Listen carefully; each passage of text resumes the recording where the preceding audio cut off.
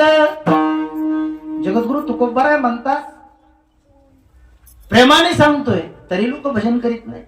लागून या पाया विनवितो तुम्हाला करे टाळी बोला मुखी, तरी लोक ऐकायला तयार नाही. मग नाईला जाणार राग अनावर झाला, मारू शकत नाही संत. मग पुढे शिंदळीचे रडतील, म्हणजे महाराजांना राग आला त्यावेळेचे ही शब्द. तस नाथ बाबा म्हणले, नमस्कार करून मी तुम्हाला सांगतो, अरे बाबा मुखाने दत्तात्रयाचं नामस्मरण करा. लोक ऐकत नाही. मग नाथ बाबाला राग आला. नाथ बाबा म्हणले, सटविने नेला कैसा नाही, सटविने नेला कैसा नाही.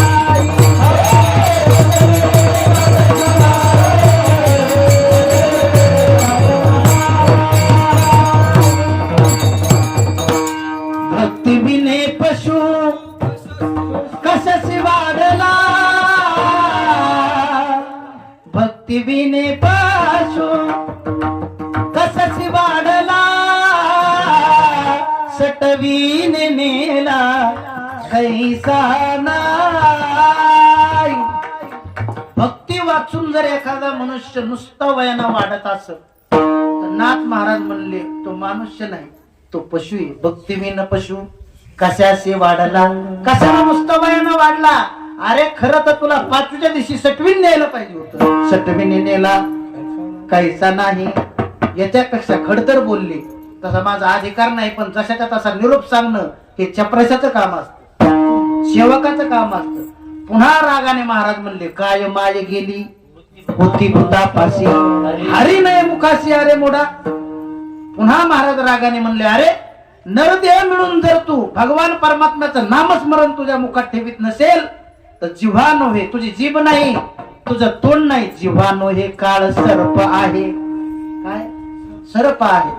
म्हणून प्रेमानं सांगितलं तरी लोक ऐकत नाही. मग राग आला आणि मग सगळ्या शेवटी आता एकच प्रयत्न केला संतांनी, सकल संतांनी केला की बस प्रेमाने ऐकत नाहीत लोक, रागाने ऐकत नाहीत लोक, म्हणून दोन्ही हात जोडले आणि या समाजाला विनवणी केली. अभंगाचं पहिलं लागले या पाया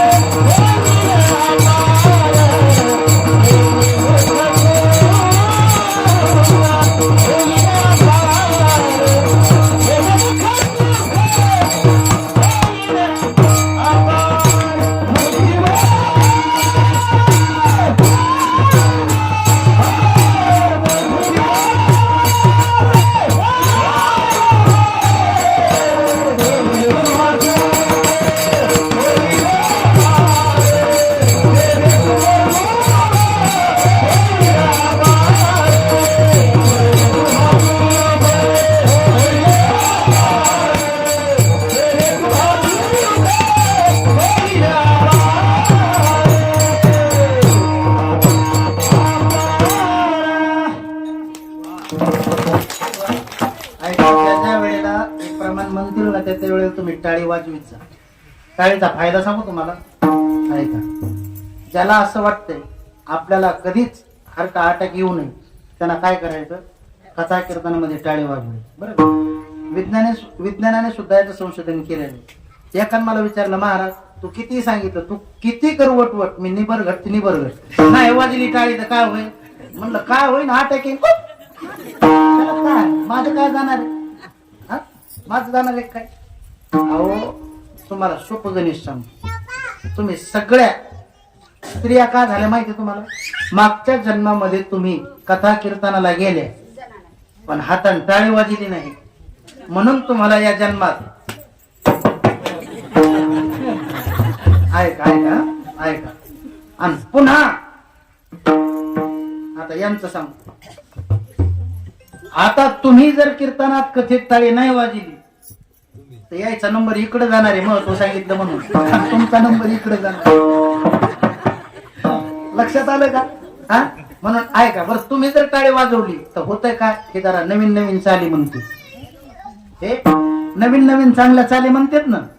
तुम्ही नाही टाळी वाजली कशा चाली म्हणते काय सांगा तुम्हाला. विदर्भामध्ये मी आता कीर्तन करून आलो परवाला, खूप अवघड गोष्ट आहे.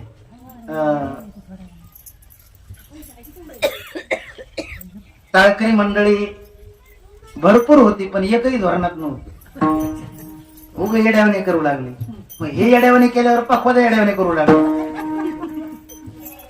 याचं येड्यावाने करणं थांबलं की खालचे येड्यावाने करू लागले. ऐकणारे उठ जाईल, बाहेर जात आहे, कोणी तमाखू खाऊन पुन्हा येऊन बसत जाईल, कोणी बाहेर जात आहे बिडी प्या जाईल पुन्हा येऊन बसत जाईल.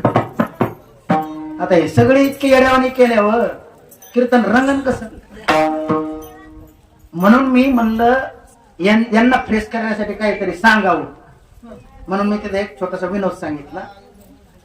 एकदा मी आंध्रात गेलो, अंधारात नाही बरं, आंध्रात तिकडे गेलो. आमचे मित्र राहतात केशव महाराजांचे, आमचे आळंदीला होते ते शिकायला, आवड असत. आणि सगळ्या प्रांतात आता आपले लोक राहायला गेलेले. तिथे गेल्याच्या नंतर त्याने आग्रह धरला, म्हणे महाराज करा ना तुम्ही कीर्तन, माझा जन्मदिवस आहे, अभिष्ट चिंतन सोहळा. केशव महाराजांना म्हणलं तुम्ही करा. नाही म्हणले माऊली तुम्ही करा. मी तरी थकलो, म्हणला मी मृदंगाची साथ करतो तुम्हाला. काय अडचण नाही. पण झाला असं, तिथला एक भजन्या भजन म्हणणारा ते म्हणलं, हे बघा अजिबात पकवात आमचा भाऊच वाजवणार कीर्तनात, त्यानं आग्रह धरला. पण म्हणलं त्याची खोड आहे, त्याला बोलवायला जावं लागतं. काय करावं लागतं, तसा विना निमंत्रणात येत नाही. ठीक आहे, केशव महाराज ते थांबले तिथं. मी गेलो, मग तो सुतारा समाजाचा इथं असेल कोणी तर काही वाईट मानू नका, तिथलं सांगतो. आता सुतारा समाजाचा गेलो तिथं, म्हणलं जय हरी जय हरी जय हरी. का महाराज कसं येणं केलं, काय नाही म्हणलं ते वाढदिवसाचं कीर्तन आहे, थोडस पकवाज वाजवण्यासाठी तुम्ही तिकडे या. ते म्हणले मी पकवाज वाजवायला येतो पण माझी एक आट आहे. म्हणलं काय आट आहे तुझी. म्हणला मी पेटीवाल्याकडे तोंड करून बसणार.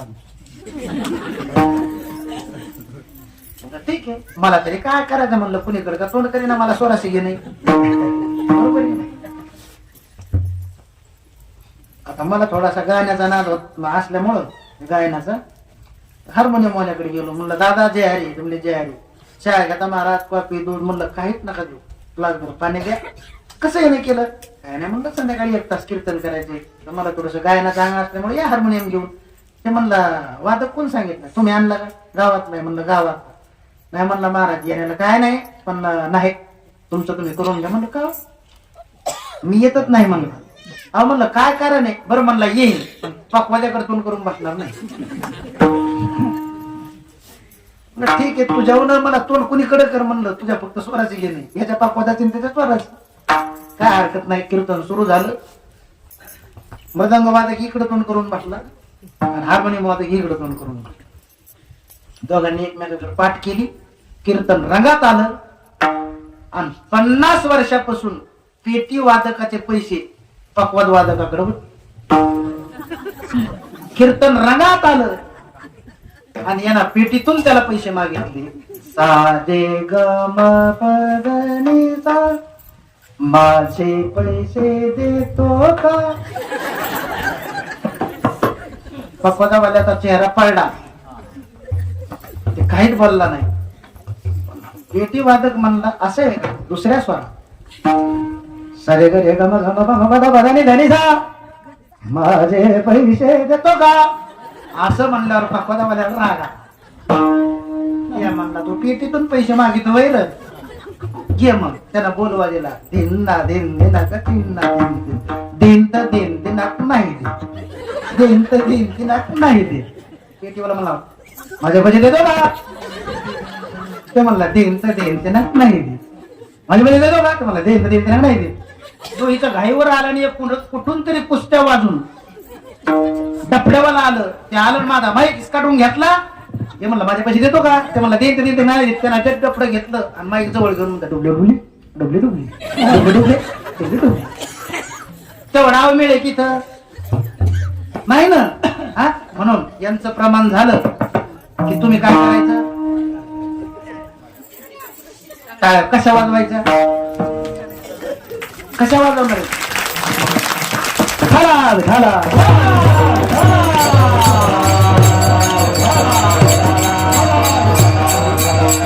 बाबा अभंगाच्या प्रथम चरणामध्ये म्हणतात लागोनिया पाया जनावी नवीत लागोनिया पाया जनावी नवीत लागोनिया पाया